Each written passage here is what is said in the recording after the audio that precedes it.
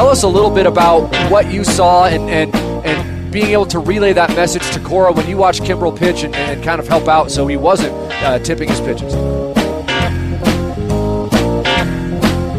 So tipping pitches, we hear about it all the time. People at home understand what tipping pitches is all about. It's amazing. And that's remarkable. Alex, I think we've done this before in the past, but I'd like to start the show this week with one of my dream diaries, where I tell you about a dream that I had. Yes, this is always a fascinating window into your mind. So into my psyche. Exactly. I think people have come to expect these sorts of stories and these types of dreams from me. But this dream involved you and I, just you and I, and some other people, like dream figure types that, they're like just a conglomeration of faces that your mind has created. There were strangers in the dream. Mm-hmm. We were trying to enter into Citi Field. However, we kept going in the wrong way, and they kept not letting us actually into the ballpark. So we were just opening random doors, and we were in the bowels of Citi Field. But we had tickets, but we couldn't get in the right entrance, and the ushers kept saying, "You're in the wrong place. You're in the wrong place." Uh-huh. That's kind of the whole dream. Okay, so are we putting on our dream analysis caps right here? Do you want to break down a little bit what that means? Because what it sounded like to me is that you and I were trying to go watch a baseball game, the sport that we love, and the institutions surrounding the sport maybe said, "Nope, not today, sir." Yeah, we said we've paid real physical money, American dollars, real good American dollars to go and see the New York Metropolitans. And the sport said, try again later. I would love you to do a whole episode of this pod as Sigmund Freud, in character as Sigmund Freud. Do you think you could do that? Probably. As your Psych 101. He only had one or two beats, right? Yeah, he had a couple takes. He was really coasting off of those takes. He's like, everybody wants to sleep with their parents. And also these three personalities in your brain. When you say everybody, Sigmund. Did you ever take Psych 101 in college? Not in college. It feels like it would have been one of your I'll try this out. We'll see what I want to major in. Yeah, I did. I did take a psychology class in high school, which I was probably a little too young to understand that the concepts being discussed there were mostly talking about me and the people around me right now. Right? I was like, oh, okay, well, so this applies to everyone else, right? This is how you explain the world.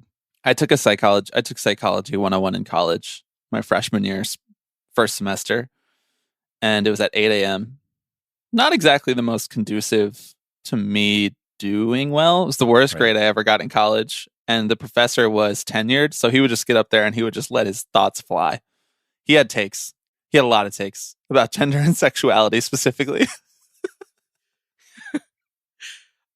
That is a good field to get into if you just have some takes you want to fire off, right? Yeah. Because it's just all about the mind and the brain and all these thoughts. Guess where they're coming from, buddy? The mind and the brain. Exactly. Well, it's for the listeners to decide what that says about my mind and my brain. I did watch two excruciating losses to the St. Louis Cardinals by the New York Mets this weekend, so it's not hard to draw a direct line between these two things. We have I don't want to say fun podcast because we have some interesting topics to talk about ahead of us, including Rob, one of, I guess, the pinnacle Rob Manfred press conference in the history of us doing this podcast, and then a couple other various topics. But before we do that, I am Bobby Wagner. I am Alex Baisley. And you are listening to Tipping Pitches.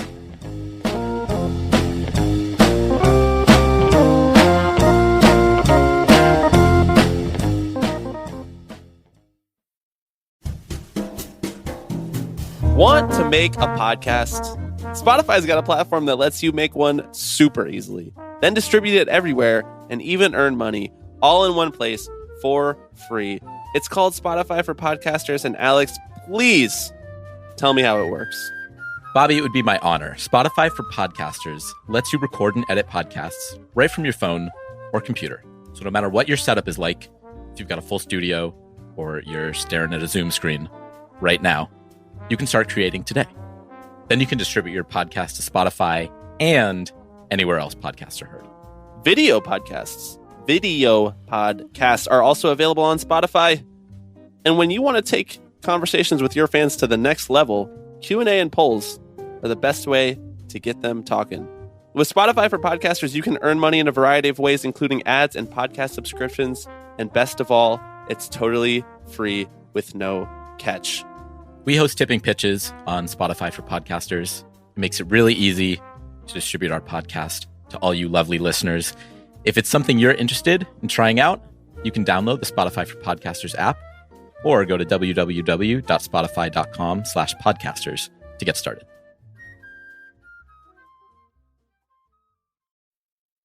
Okay, thank you to new patrons Jeremy, Kyle, and Dominic this week.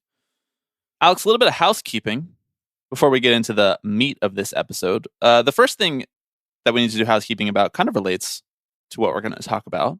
Rob Manfred's press conference in the I almost said Las Vegas A's. Wow, talk about a Freudian slip there, guys. Oh, hey. And the Oakland Athletics. We have teased multiple times that we're going to do a Find Alex a New Team podcast. That is going to be recording on July 11th. So if you would like to pitch Alex Baisley on why he should root for the team that you root for or any other team in Major League Baseball, including the hypothetical Oakland A's if they stay or Las Vegas A's if they leave, you're allowed to pitch him on those teams as well. Please call. I'm not required to consider it, but you are more than welcome. I actually think you are required to consider it. You committed to considering all 30 teams on this podcast. That is going to be the structure of the show. Alex is going to create a rubric by which he would like to find a new team. And we are going to fit all 30 teams into that rubric and decide which team gets the highest mark. And thus which team earns Alex's affection and just excellent fandom. Just a great you're just a great baseball fan. Committed, hardworking, understanding, you know? Yeah. I think the resume speaks for itself. Absolutely. Exactly. Hall of Fame resume. Please call in 785-422-5881 if you would like to make that pitch in your own voice. If you would like to write into us, you can email us, tippingpitchespod@gmail.com. You can DM us on Twitter, although I won't guarantee that we will actually see that because the direct messaging mechanism on Twitter is getting worse and worse by the hour. Please get those in just as soon as you think to do it, because we'll be recording that, like I said, around July 11th. Not sure if it's exactly going to be that day, and it'll come out the following week. I'm really excited for that pod. Over the next couple weeks, do you want to kind of just share what your characteristics, what the qualities of that rubric are going to be? Should we sort of trickle that out so people know how to make their case? Maybe do you want to give people a tease of what you might be considering, the qualifications that you might be considering for a Major League Baseball team? I won't lie. One of the first things that came to mind was jerseys and aesthetics. I was at the Cubs game over the weekend, and they were playing the Baltimore Orioles, and there were plenty of Orioles fans milling around. And each jersey I saw on an Orioles fan, I thought to myself, I could wear that. I could rock that. I appreciate their color scheme.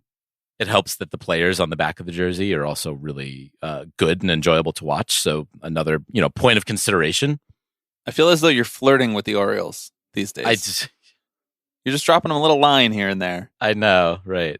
Spitting game to Mike Elias. I don't want to put my thumb on the scale too much, right? So I'll refrain from any other waxing poetic. But yeah, you remind me of a Supreme Court judge who sees a case rushing through the ranks up to you. You don't want to hedge either way. You don't want to affect the case. Right, exactly. Like, I don't want it to get to me necessarily, but I kind of do, right? Right, exactly. Okay, sounds good. Once again, 785-422-5881 if you would like to call in and make the case to our voicemail, and we will play that on the podcast, or tippingpitchespod@gmail.com. Those are the preferred ways of reaching out. Or if you're in the Slack, you can just shoot Alex a cheeky little DM. Start lobbying. Put on your best lobbying cap. Another piece of housekeeping. We have a fun milestone episode coming up. And for that milestone episode, we're going to be fielding questions of the short answer variety. Now, what I mean by that is it can either be answered in a yes, no, or a maybe, or like a 1 or 2 sentence answer in a very short, condensed window of time. That's all I will say about the nature of this milestone episode. But because of that, we would like to field questions. We're not going to be recording this for quite a while. Probably within the next couple months. But because we are going to need a lot of questions for this episode, like dozens and dozens of questions, I'm mentioning it now as we're doing some housekeeping about future episodes. We've dropped a Google form in the podcast description, and you can submit your question in that Google form.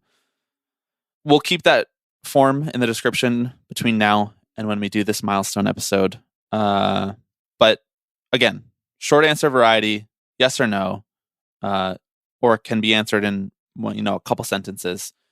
And it can be about baseball. It can be about tipping pitches core topics, but it does not have to be by any means.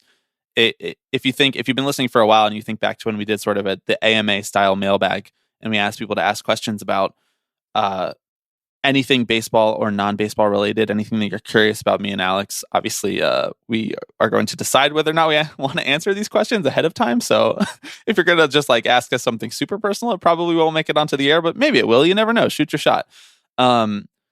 That'll be for an upcoming milestone episode. That's all I will say about that. More details to come in the future. Okay, should we move on to the largest topic, the most expected topic for the Tipping Pitches podcast today? I suppose. It does seem to be that time. Do you want to do dispatches from Wrigley Field first? Do you have anything exciting to share for the folks at home? Did you place any wagers at the casino built into the stadium? Wrigley Field, good place to see a baseball game. Big fan. They took the loss to the Orioles. So once again, I mean, they were not so subtly courting my fandom. I just want to say. Unfortunately, didn't actually make it into the sportsbook, which is maybe a dereliction of my duties. Come on, as the kind of boots on the ground reporter for this podcast. You should have gone in there with your voice memos app open, just interviewing various people. Done the little TikTok man on the street interviews. Yeah. So what do you do here? Oh, you're interviewing the people going in. I was having you interview the employees. What do you do here? Tell me about your job. No, I want to interview the Cubs fan who's been drinking since 9 a.m., who came to put money on Marcus Stroman. I bet that guy's got some thoughts that we really are interested in hearing. So you didn't go into the sports book. No. You took a picture for clout. If that's how it read to you, that's I understand. My dignity would not allow me to set foot in there, and frankly, I think we may be on watch lists at various stadiums anyway, so I gotta kind of tread carefully. Yeah, they would have turned away your action.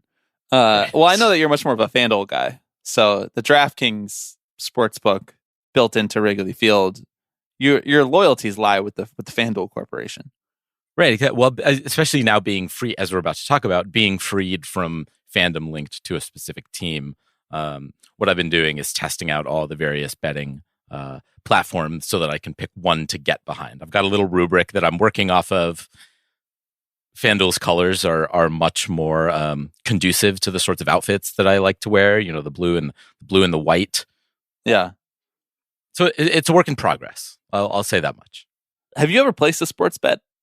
I have, yeah. Interesting. What for? Was it just to try it? Like your curious nature, the famed Alex Baisley curiosity. You just had to exactly ride it through. Yeah. They do those things where they give you here's $10 to bet on the game or whatever. Right. Like how a drug dealer gives you a free first hit. Yep. Exactly. I'm 0 for 1. 0 for 1. I don't even remember what the bet was. I don't know why. I was weird. I felt weird asking you what the bet was about. Like it was like a personal piece of medical information, like that you're not supposed to tell people, but it's not it's not incriminating to say what you bet on. Be like, so what was the result? How did that test come back? Yeah, we went over the results with my doctors, with my advisors. And they said, don't do this again. One of the funniest turn of events possible for this podcast would be if you were just a huge sports bettor on the side. You separate the art from the artist. Well, I mean, famously, these are just characters that we play on this show. right? These are just characters that we get into. I have a personal life outside of this show, right? Right. President of MLB Fans Union, Nevada State Senate lobbyist. Yeah. A-Rod's personal assistant. That one is real. Forget. That's not a character on the show. Correct. And rampant sports bettor. Oh, you're the guy who designs all of the City Connect jerseys and the New Era hats. Yes, I do the New Era hats. Yeah, that's you. But what I do on the just show get the is, rotate tool out and just start moving the turning the logos. I'm like thinking 207 degrees today. What you get from me is 100% true. It's all honest on this pod. Yeah, nothing, not hiding anything. Letting it all hang out. Dream diaries. That you do. All right. It's time to do our favorite thing, to talk about Rob Manfred press conferences. Where to begin? Where to begin with this press conference, Alex? I think I would like to begin by saying, I can't believe it's real. I can't believe, and for those of you who don't know, this is a press conference that Rob Manfred gave after a meeting that he had with the owners. Seemed to be some kind of dinner. Once again, where's our invite? Always having luncheons and dinners. Exactly. I guess you need 3 meals a day. And this was in light of the Nevada State Assembly voting in favor of giving funding to the tune of $500 million to the Oakland Athletics to build a stadium in Las Vegas and relocate to Las Vegas. This is obviously much discussed on this podcast, much discussed in other places in media, finally. And so Rob Manfred came out and he gave a press conference after meeting with the owners to talk about this result, to talk about any other questions that reporters have with regards to what comes next in the process, essentially. And it went kind of how we might expect it to go. There was a lot of reporters asking questions about the transparency of this process, about how this actually helps the overall health of Major League Baseball, about John Fisher's role in this, about why John Fisher doesn't do press. Evan Drellick at The Athletic, he wrote up summarized Q&A of every question that was asked, not just by him and various reporters at The Athletic, but just everyone in that press conference, which I thought was really useful to go through and read. And I'm going to be pulling from that a little bit. But I think before that, I would just like to play a couple of Rob's responses here. The first one being a sort of shorter response to a question about whether Rob Manfred saw the turnout for the quote-unquote reverse boycott that happened last week, where A's fans decided they were going to do their best to pack the stadium and chant things like "sell the team," to show their support for the team, but not for the owner. And here's Rob's response. Did you watch the A's game on Tuesday when the fans came out for the reverse boycott? I was actually at a dinner with the owners. Did you read the coverage? I did. I saw the impression of that.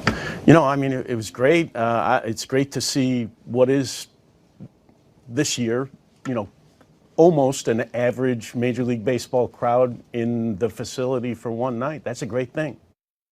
And then the second thing that I'm going to play is a response to a question that one of the reporters asked about what sense the other owners have had, but whether they want the A's to relocate, what kind of vote they would give in favor or against an A's relocation.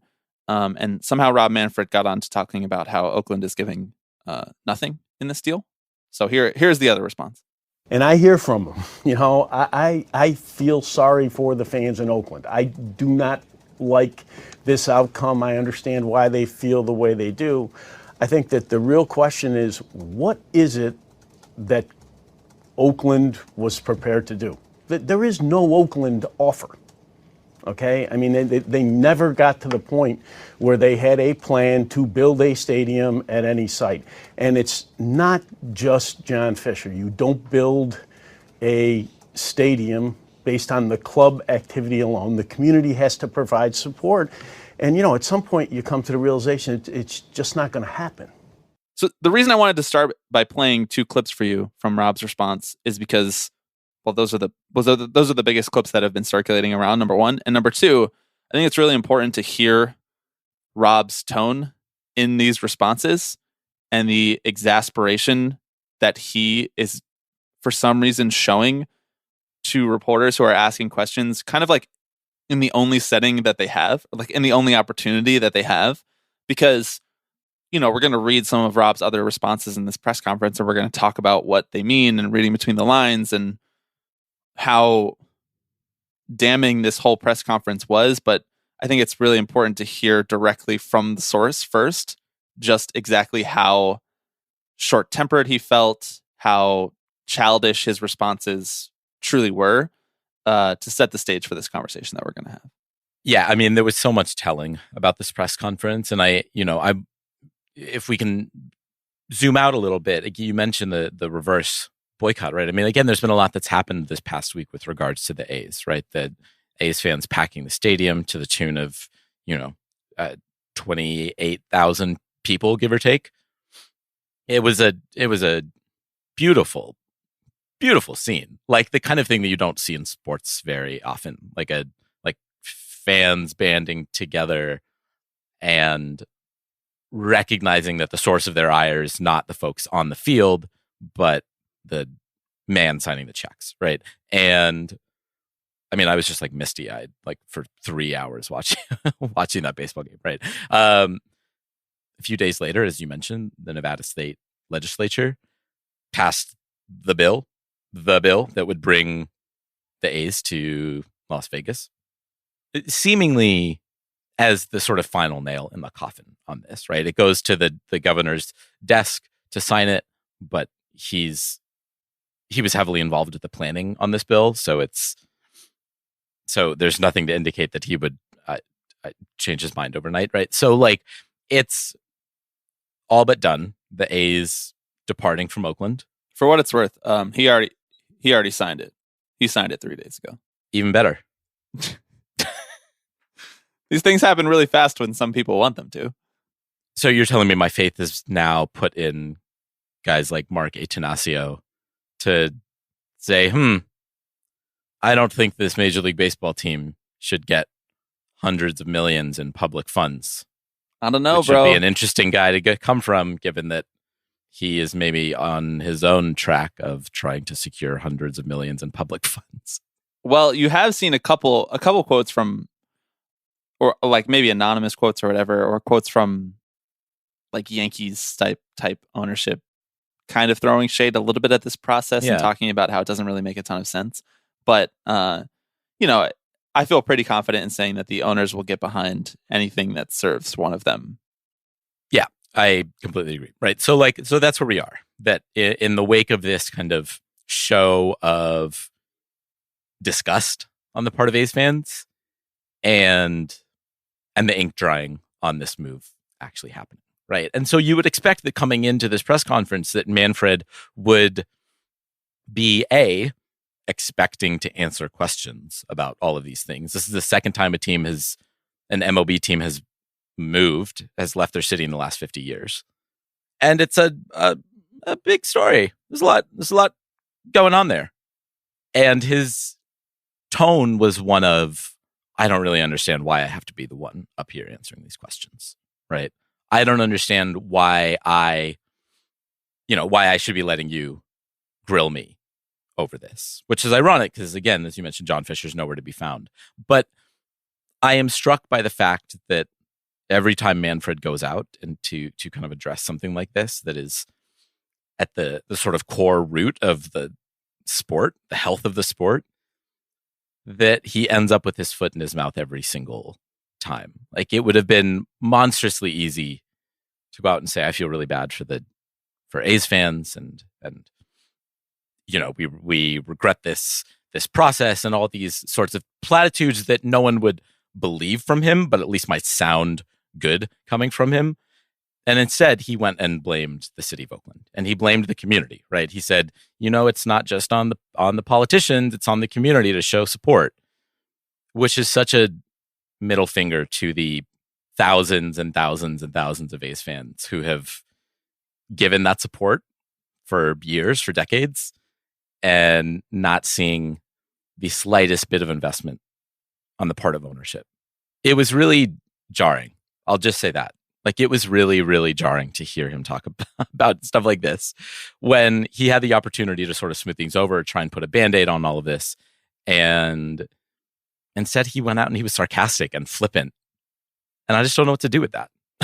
I want to dig into the answer that he gave. So, to your point about him being sarcastic and flippant, like the answer that he gave about the reverse boycott specifically, I played it earlier, but just to reiterate, and he says, "It's great to see what is this year almost an average Major League crowd in the facility for one night. That's a great thing," which is actually kind of unbelievable that he came out and said that. Yeah. But that's like just Rob being like a shithead management side lawyer. That Right. It's almost like we've almost come to expect that at this point. Right. The World Series trophy is a piece of metal, right? Exactly. It's just like the tone deaf inability to read the room. Yeah. Exactly. And just the awful communicator that is Rob Manfred, which we've come to know and not quite love over the years. But the quote that I want to dig in closer with is the one where he talks about how there was no, quote unquote, no Oakland offer on the table. He says, "Look, believe me, and I hear from them. I feel sorry for the fans in Oakland. I do not like this outcome. I understand why they feel the way they do. I think that the real question is, what is it that Oakland was prepared to do? There is no Oakland offer, okay? They never got to a point where they had a plan to build a stadium at any site. And it's not just John Fisher." This is a very important part in my mind. "It's not just John Fisher. You don't build a stadium based on the club activity alone. The community has to provide support. And at some point you come to the realization it's not going to happen. That's just a lie. That's just a lie. The community does not have to provide support. There is nowhere in any document, in any state legislature, in any Major League Baseball collective bargaining agreement, or any federal legislature that has passed on behalf of Major League Baseball, of which there has been plenty.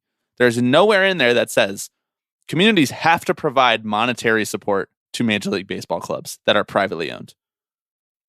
In fact, I would go so far as to say there's nowhere in any law anywhere that says that any public government has to provide money to private businesses so that they can stay afloat. Like, that is not, honestly, that's not how this shit works, Rob. That's not how capitalism works. Sorry. You want a government handout? Let's tear up capitalism and nationalize these teams then. Because that's what you're talking about. What Rob is saying is that it's incumbent upon communities to provide financial support for baseball teams. That's bullshit. But that is also their philosophy, that they rely on handouts and handouts alone, and that these teams refuse to operate without strong-arming cities and local governments into giving them handouts. And that's all they are. They're not good enough businessmen to do this on their own, which we have said time and time again. John Fisher is not a good businessman. He inherited billions of dollars from his parents, and arguably the number one thing that is on his resume as John J. Fisher alone, is the Oakland A's. And how has that gone? I just thought that quote was like so unintentionally or intentionally revealing, but also completely maddening, because saying you don't build a stadium based on club activity alone, it's like, why not? I mean, other leagues do it all the time. Other teams within baseball have done it. Other countries do it all the time. I fail to understand, and I wish someone had said something about that. I wish someone had followed up and asked why not. Because, I mean, we know what he would have said, but because the economic reality is not such that we can afford to make these large investments without some support from local communities or whatever. I think that that's garbage. And it also is a lie about what the Oakland City Council and Mayor's office had discussed. Like, they were going to make improvements. They just were not going to make so many improvements that it would have been as profitable for John Fisher. And so he didn't want to do it. It's such a willful misreading of the situation, right? To say, well, A's fans haven't been showing up to games as of late. The city council has rebuffed our efforts to try and secure public funds in the construction of this stadium.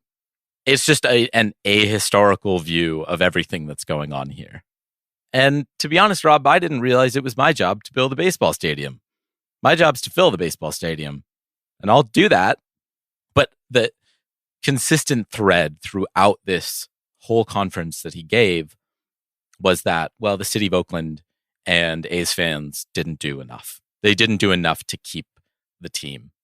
And somewhere in this press conference, he says something like, well, I hope they remain fans of baseball. Like I hate to lose them. Like, I really do hope they remain fans. And I don't know how you can listen to anything that was said in this press conference, having experienced the last 2 decades of chaos around the A's, and say, you know what? He does want my business. This guy really does care about me and wants me to be happy. And so you're right. I will stick around. He might as well have said, I don't get it. He might as well have said, I hope they keep their credit card information saved on so that they can auto renew MLB TV next year. Like, he might as well have put it that plainly, to be honest. Yes. And I want to amend what I said earlier when I said that I wish someone would have followed up specifically on this point, because somebody did. And somebody said, is it part of your job? Somebody asked, and forgive me because I don't have actually who asked these individual questions, just have the written up summary. Is it part of your job to support or help owners extract public funding, the stadium subsidies? Is that part of being CEO of Major League Baseball? And here's Rob's response. I think it's part of my job to make sure that we have 30 Major League quality facilities at all times. We've gone a really long time in Oakland without one. I do think that because I view baseball stadiums because of the number of games and the economic impact we produce as a public asset, I do think that it is part of my job, and it is in fact good business to have a public-private partnership to get those facilities built. Who is it good business for? I mean, actually, like, who he's obscuring that part, obviously intentionally. Someone else asked him in this press conference, like, have you seen the studies that several academics have conducted that prove that the economic impact of baseball is largely on behalf of the Major League Baseball owners and very infrequently on behalf of the actual public and the community that these stadiums land in? And he was like, well, academics can say whatever they want. Academics, schmacademics. He's like, well, look what they did in Truist Park. I'm like, oh, you want to talk about Truist Park? So you want to talk about the white flight of Major League Baseball, Rob? You want to get into that at this press conference? That's what you want to do? You want to talk about how they took that stadium straight out of downtown Atlanta where people could actually go to it and plopped it in the richest zip code in the greater Atlanta area intentionally and admitted as much? That's the stadium that you want to cite as your number one example of how good baseball can be for a community? That's intriguing. That's fascinating, Rob. So many mask-off moments in this interview. I appreciate that someone asked when his last visit was to the Coliseum and what for, right? And he said, I was there last year for a players meeting down in the bowels of the stadium. And it's a bit of an aside, but it does make me wonder how many baseball stadiums this man actually goes to watch baseball games in a given year, right? So you've not seen a game at the Coliseum, at least in a year or two, right? As the commissioner of the sport, it may not be incumbent upon you to go there every weekend, but you'd think, especially with a stadium that is central to one of the biggest sort of unresolved issues around the game, that you might drop in and say, I wonder what it's like to see a game there. It all felt a little too much like saying the quiet part out loud with all of this, that Manfred does not have to be a steward of the game who is building a foundation for baseball fans of the future and working to maintain the integrity and the health of the sport. It is to protect the business interests of 30 individuals and their business associates. And like, that's it, right? And those who take part in this sport should show a sense of fealty to them, right? Because they're the benevolent ones who are building stadiums in these communities. They're the ones who are fielding teams. But they've held up their end of the bargain, right? I guess, but like, they actually haven't, though. I like, mean, yeah. This thing that you hear, and like once you start looking at all this stuff through like a labor versus management lens, it's like the only way that you can hear it. It's the only way that you can read it. It's the only thing that you can see. This thing that you'll hear, famously, we turned a whole podcast into that. This thing that you'll hear all the time is something called management's rights. It's like, okay, they are capital. They provide the money in the context of capitalism, in the context of how we look at labor and labor law in the United States. The management is the side that brings the capital to the business. And because of that, they have a certain subset of rights that you're not allowed to bargain away. You're not allowed to take away from them. One of those things is, for example, like hiring and firing power. You can dictate the structures around which someone can be fired and what they can be fired for. But at the end of the day, you as the labor side, you're not allowed to decide whether or not a person is fired, as long as they followed these rules that don't violate, like discriminatory practices.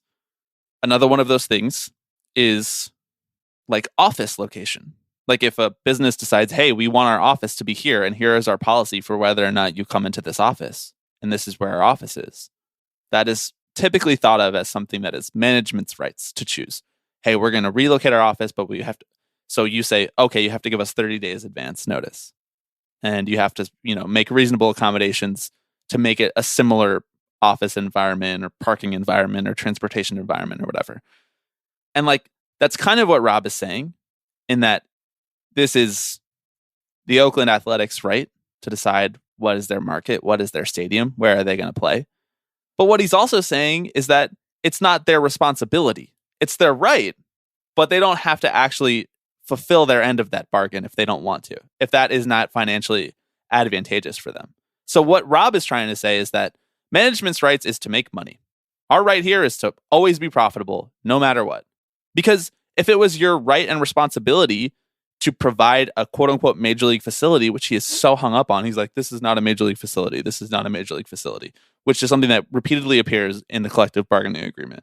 What fits the standards of a major league facility? And Rob is insinuating that, hey, the players should care about this too, because this doesn't meet these standards that we bargained over. Well, who's going to do something about that? In this dichotomy that we've created in this country, it's you can either only bargain for something that you get, or management has the right to choose how things are. So I'm not really sure why Rob thinks that it's incumbent upon communities who are not part of this equation, who are not part of this economy, really, this closed loop economy that they have bargained for time and time again, that they have lobbied to be excluded from the public consciousness, that they have lobbied to be excluded from the public arena. They have literally thousands of lobbyists whose only job it is to say that we don't have to follow antitrust laws. Yet somehow the communities that they are a part of, who typically would enforce these antitrust laws, also have to contribute financially, but don't get the usual rights that they have when they contribute financially to businesses. It doesn't make any sense. And I know that he knows that, which is one of the most frustrating parts of all of this. It's because he is a smart guy. He is a savvy guy. He understands what is and is not within the purview of Major League Baseball. And requiring money from local governments is actually not legally enforceable. And as a smart business side lawyer that he is, he knows that. But he knows that if he goes up there and he says it enough, and the 30 billionaires who are largely influential, who have an outstanding economic impact in the world and in politics, they know that they can leverage the exact people that they need to leverage to continue to propagate this exact system. And most of the time, those people are just like city council people who are eminently leverageable, as we've seen time and time again in this country. As we saw last week when it happened in Nevada, when it was a bunch of people being like, I'm going to vote no. And then all of a sudden they voted yes. Wow. I wonder how that happened. Yeah, there was a thread going around in the kind of amid all of this from Steve Yeager, who's the speaker of the Nevada State Legislature.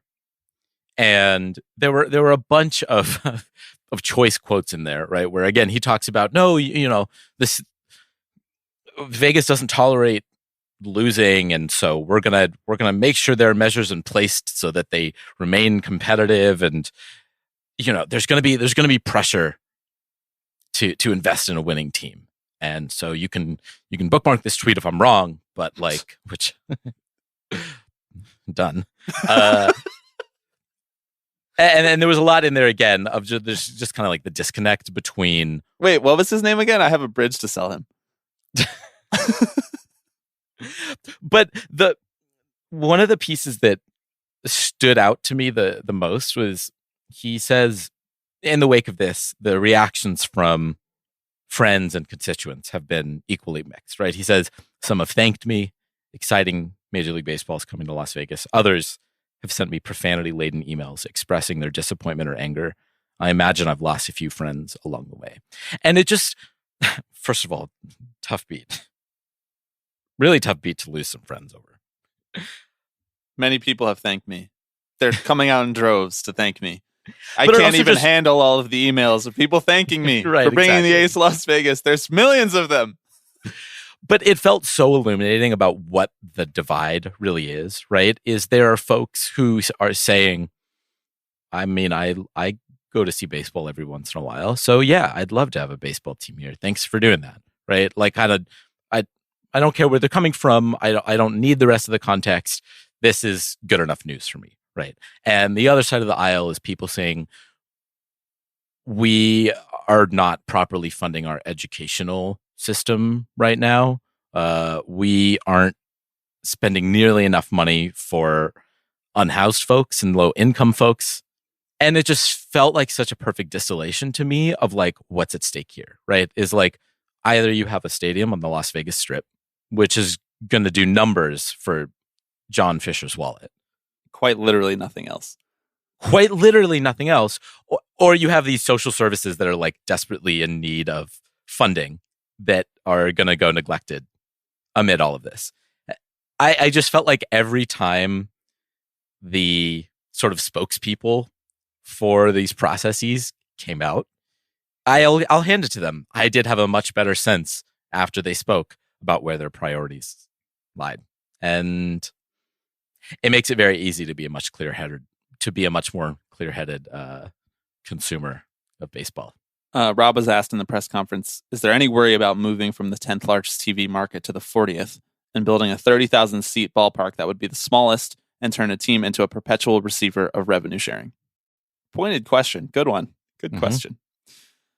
Rob says, I'm not going to talk today. I just think it's unfair to the A's about the proposition of what they would have to include in their application for relocation and whatever about the previous market and their new market. There's all that stuff in the CBA about that. They deserve to file their relocation application. When I have all of the information in that application, if and when I see concerns in respect to it, I'll talk about it publicly. Until that happens, I'm not going to do it. I'm just going to file that away. He's going to talk about it publicly. He's going to talk about whether it's a bad idea to build a 30,000 seat stadium in a desert that is going to be uninhabitable by the time that, hold on, let me see if I can say this in a way that's not confusing. By the time the A's will have spent as much time in Las Vegas as they've spent in Oakland, that stadium will be uninhabitable by human beings. Correct. Just a thought about whether this is short-sighted or not. Luckily, they're even more short-sighted than that. They don't expect to be there nearly that long, so they're not really having to worry about that. Well, I mean, John Fisher's not going to live to see that day, so what the fuck does he care? Neither is Rob. I mean, these people are in their 60s, 70s, whatever. I don't know how old they are, but they're not going to live to see this shit. They don't give a fuck. And also, where did you get that information about being uninhabitable? Academics, probably? That's true, and academics can say whatever they want. We've learned that from Rob. Let's close on this. A quote from, so you laid it out kind of like the type of Las Vegas person who would, like a Las Vegas voter, a Las Vegas civilian citizen who would be on one side or the other about whether the A's should come. Of course, there is also like the specific baseball person who would care one way or the other about. And I think that the large majority of those people who care about the history of baseball would say it makes way more sense for the A's to stay in Oakland. They have so much history there.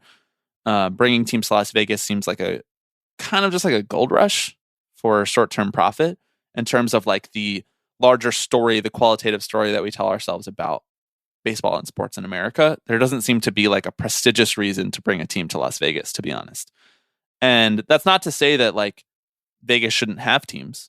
I think that you look at a team like the Las Vegas Knights, an expansion team in the NHL, who just won the Stanley Cup, and you say, well, that's a pretty nice story.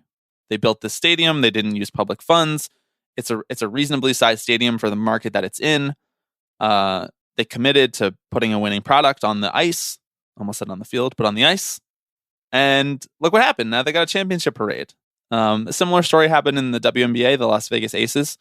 A good team that people are really excited about in that community and actually show up and watch.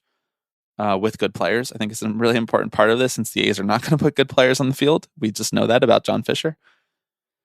And so to close with this, Bryce Harper was asked about this because he is obviously a baseball person. He is from the Las Vegas area, and he has been a huge cheerleader of sports in Las Vegas specifically. And Harper had this to say: "I feel bad for the A's and their fans. They're so rooted in Oakland. Those fans bleed green. Now it's, hey, we're going to pick up the A's to come to Vegas. I don't agree with that. Who cares what I think? It's my own opinion. But when you see a team like the A's, there's so much history at the Coliseum with all the great players they've had. In the last couple of years, it hasn't been the greatest. I get that. I totally understand. But do I believe they should leave Oakland because of that? No. They could be as good as anybody if they actually went and did it. Those fans deserve that." So even the guy who is like almost a public relations cheerleader for the Las Vegas professional sports teams, the Las Vegas professional sports scene, the guy that like the Knights essentially contract to come and be a super fan for them, even he is like, they shouldn't bring the A's to Vegas. Yeah. I mean, it's not like Bryce Harper is over here with you, me, and Karl Marx on the political spectrum about whether who should profit off of things. And even he can see like this is a short-sighted move that is bad for the health of the game. And I mean, Bryce, come on the pod. Shouts out to Bryce for that. He's a legend. He's right about a lot in there, especially one part that I know John Fisher hardly agrees with, which is that we do bleed green. I am certain that when John Fisher looks at A's fans, he just sees green. Just green. Just green and gold, and maybe gold in there too. What color is crypto? Zeros and ones. Did you see that this news spawned a whole other wave of Republican senators saying that they want to repeal the antitrust exemption? Yeah, we got actually two antitrust. We got two pieces of legislation being introduced in the House and the Senate. Time is such a flat circle. It's like, oh, we're doing another round of antitrust exemption conversation because they're going to move the A's, and also because they're having Pride nights. It's like, oh God, yeah, we're so fucked. We're so fucked. Actually, there's no coalition here for us.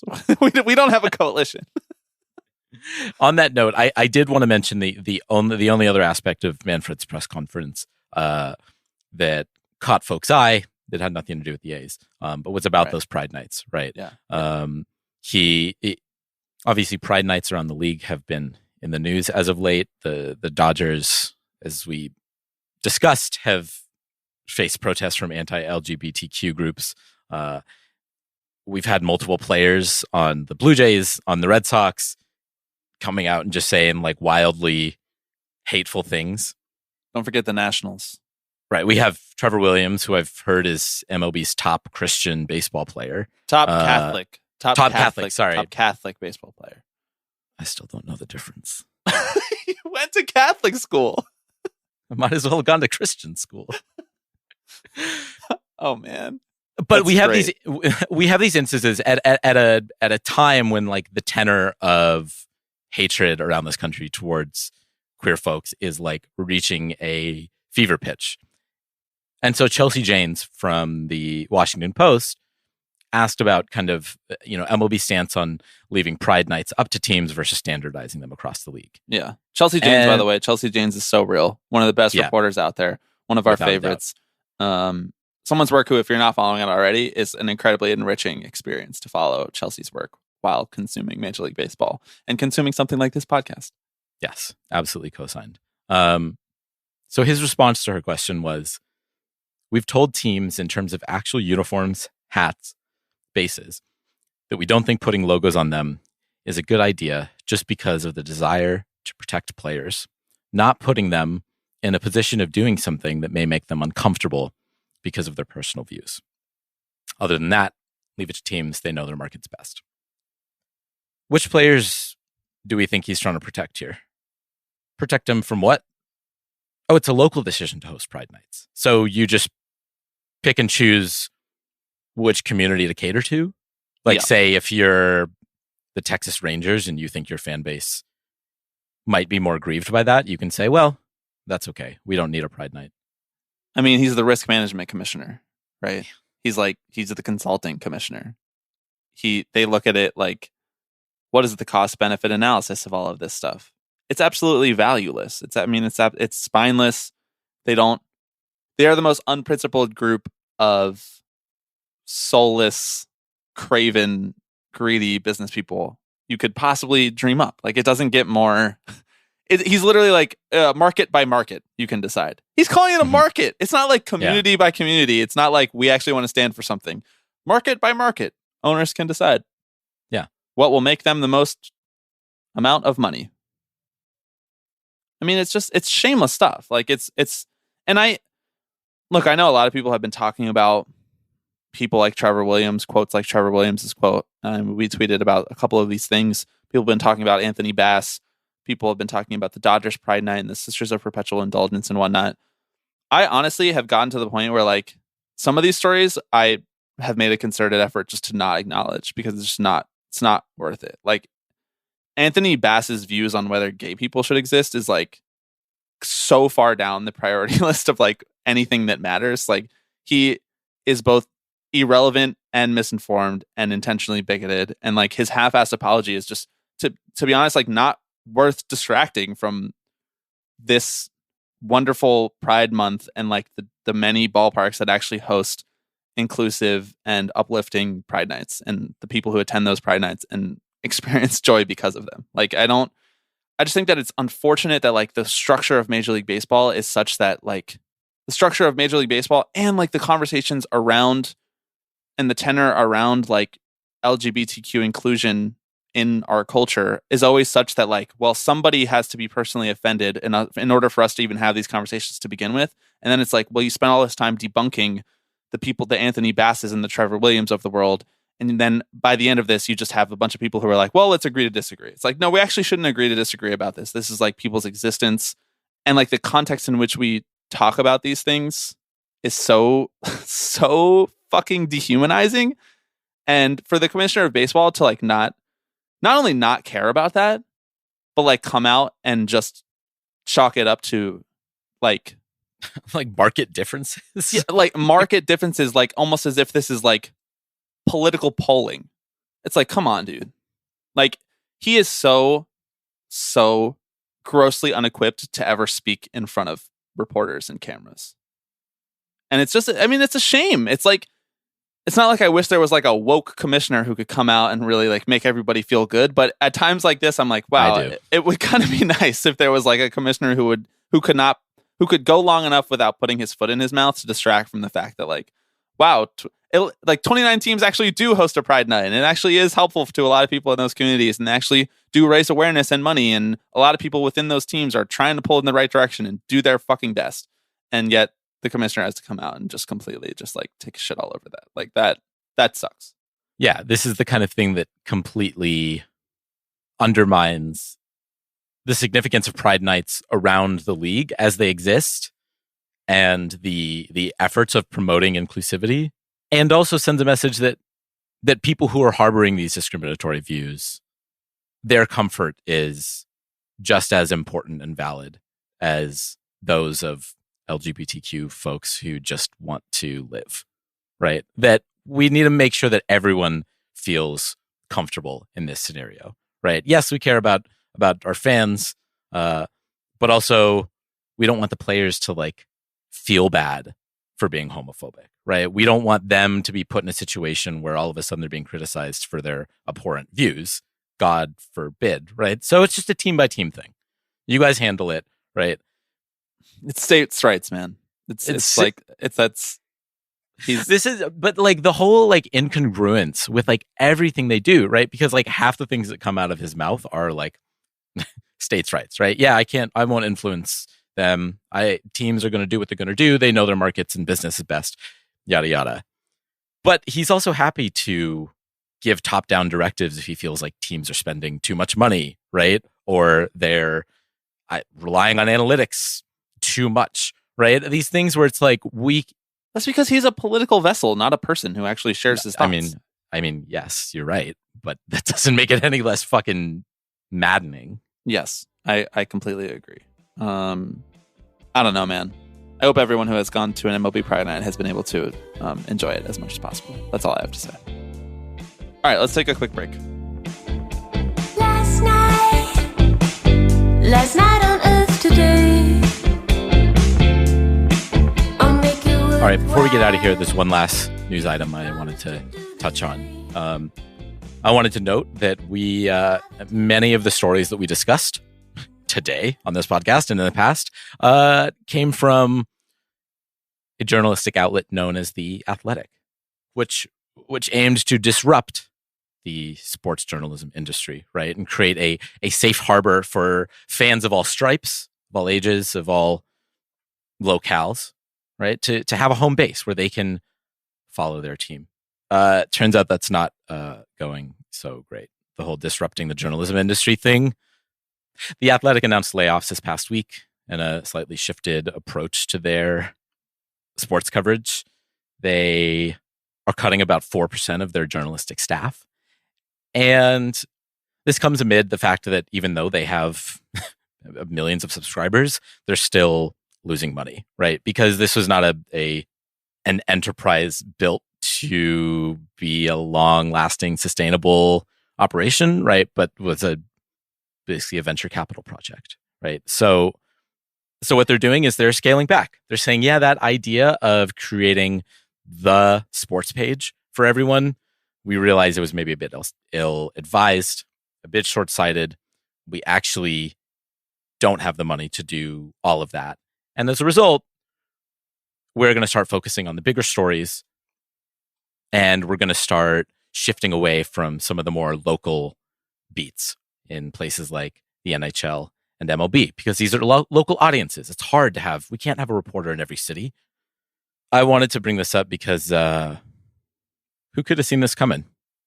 You mean the organization that poured millions of dollars into decimating local newsrooms, just getting as many people on the payroll as you could at once to attract subscribers, and then did absolutely fucking nothing else, isn't sustainable in the long term? Yeah, to quote our friends from Pub, the dream is over. I feel really bad for all of the people who lost their jobs because of this, because of like a slight shift in strategy to garner more profitability for a stock price. And it's like this happens so frequently that it's hard to even keep track of where it's happening and why and who is making these decisions. Like, I think what you said about the fact that there was no long-term strategy, no like sustainability, no reasonable modest growth plan for this company, and the plan was always to just like suck up as much venture capital money as possible and then sell and then make profit for a very small handful of people at the very top of the company. Like, of course that was always the plan. They basically said it all of the time. They basically like said it as often as they were given a platform to say it. And people were criticizing them for that at the time. People were criticizing the founders of The Athletic for being too aggressive about showing their asses. And they didn't see any repercussions for that, obviously, because the New York Times came in and it was like, we want some more subscribers for our media behemoth. And they got them. You know, our friend Michael Bauman tweeted, "We could have a profitable, diverse, functional, sustainable media ecosystem. Instead, we have this beast that's run by people who neither know nor love the product and periodically demand ritual sacrifice." And I think that sums it up about as well as anything that I could say could possibly sum it up. I mean, I think more and more what you've seen is people realizing that demanding exponential growth does not fit every industry. Like, this is a square peg in a round hole. You could just do things well. You don't have to do things to be the center of a magazine profile. Like, you don't have to do things to disrupt an industry. You don't have to turn every industry into oil in the 1800s. And yet, as Bauman said, like, the people who run this industry, they demand ritual sacrifice because they want oil profits. They want Major League Baseball profits. They want .com bubble profits. You know, they want to get rich quick. They want to run schemes. They don't want to do work. They don't want to actually have to do the hard work of sustainably growing a media company. They don't want to work as hard as fucking Defector. That shit is hard, man. No one wants to work anymore. Nobody actually wants to work anymore. I mean, I know you're being sarcastic, but like, you know what? If you gave the founder of The Athletic truth serum and you said, do you want to have to make the hard decisions that the people who have founded Defector or Hellgate or any other employee-run company have made? And you asked them that earnestly, even if you weren't doing it in an employee-owned way, you were just doing it in like a reasonable, small staff, slow, sustainable growth kind of way.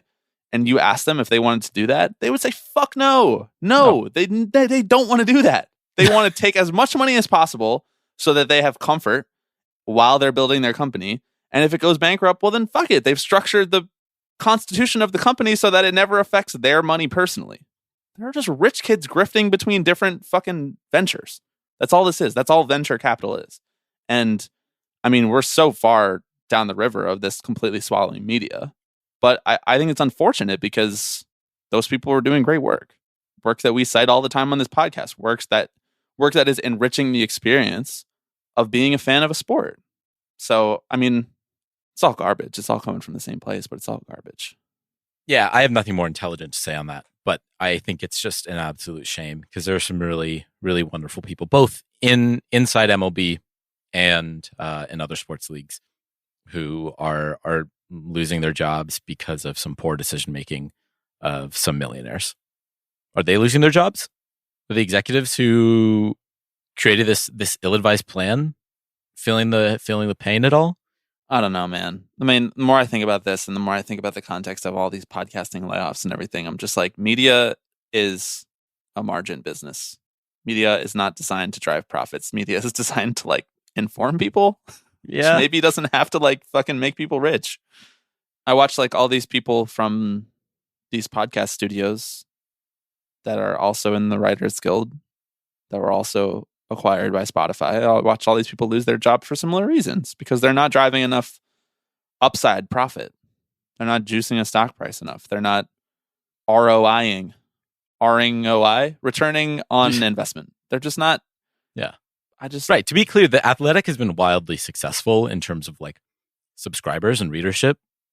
So it is fulfilling the core function that it supposedly was designed to do. I mean, but that was just a lie. But right. That was to get you in the door. Okay. Well, on that lovely note, if you work in the media world and you know of someone who has lost their job or someone who is hiring for another job or whatever, like, I encourage you to use us to make a connection. You know, if you're in a position where you're like, oh, I know about this job that could help a person who is laid off, like, feel free to absolutely email us, tippingpitchespod@gmail.com. I mean, I've seen a lot of people doing that legwork of like, oh, we have all these really talented people like that are laid off by this. And that stuff is really important. So if you are one of those people or organizing like a list of laid off people and you're listening to this podcast, like, I would be happy to share that, to boost that, to send that around as much as possible with what like little exposure we have, but it's not nothing. Can do something, hopefully. So that's about as optimistic of a train as I can take at the end of this podcast. As a reminder, as I mentioned at the beginning of the show, please call in 785-422-5881 to make your pitch on why Alex should root for the team that you want him to root for, whether that is your team or someone else's team. Should I call in the voicemail and tell you not to root for the Mets? Should I? I feel like it depends on the day of the week, you know? Yeah, that's true. You can email us that too. And Google form in the description. It will be in the description for several weeks to submit your short answer questions, your yes or no questions for our special milestone episode. As a reminder, these can be baseball or non-baseball related. It can really be about anything. It just has to be something that we can answer in a very short amount of time. That's all I will say. I think that's all we got. Oh, one last piece of housekeeping. Brooklyn Cyclones Tipping Pitches meetup confirmed. Saturday, July 29th, confirmed. 6 p.m. We will have a link to buy tickets to that shortly, ideally by the next time we do a podcast episode. So keep your eyes peeled for that. For what it's worth, you won't see us sharing that link wide. We're not trying to like sell the most amount of tickets or anything like that. We're just trying to keep it as community focused as possible. So for people who listen to the pod, for people who are in the Slack, for people who have been active in the community for a while, like, we want it to be an opportunity to be able to connect and do something that we all care about, which is go to minor league baseball games and have a really good time. So if you know somebody who listens to the pod who maybe just like skips the outro or is not active in the Slack or anything like that, or is not a patron, feel free to send it to them. And yeah, I'm really looking forward to that event. It's starting to get close, bro. Summer's going quick. Okay. Thank you, everybody, for listening, and we'll be back next week. And they say you don't tug on Superman's cape, you don't spit into the wind, you don't pull a mask off an old Lone Ranger, and you don't mess around with Jim. Hello, everybody. I'm Alex Rodriguez. Tipping pitches. Tipping pitches. This is the one that I love the most. Tipping pitches. So we'll see you next week. See ya!